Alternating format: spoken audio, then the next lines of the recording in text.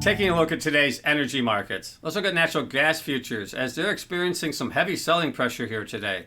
Natural gas futures trading lower for a fourth consecutive session now. Today we're looking at the futures market down over 6.5% currently at the 3.11 level, and that also coincides with the lows of the session.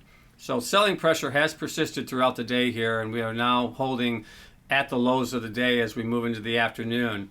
Driving factors, I think one of the primary drivers appears to be the lingering impact of the inventory builds announced last week.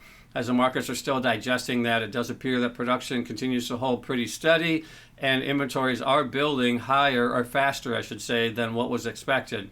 I think that's one of the primary drivers. Couple that with the forecast here in the lower 48 states holding pretty steady for the next 7 to 14 days. And I think that that's having an impact on expected demand, at least from a short-term perspective.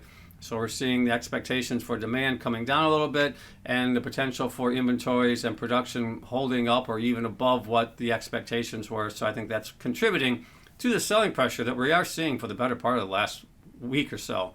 Now, with today's price action, we're looking at that June future trading down towards the lows of the year, and it also corresponds with 3.5-week lows for natural gas as far as the lead month future, but nonetheless at the low end of the range for 2025 as we drift back down towards that $3 level. So selling pressure moving us back down towards the low end of the range here for the last 6 months. Also, when you look at the other energy complex today, really natural gas is experiencing the heaviest selling pressure today. When you look at WTI and RBOB, pretty flat on the day and heating under a little bit of pressure, but natural gas selling off significantly today, down for a fourth consecutive session and trading near the lows, I should say, for the past 3.5 weeks.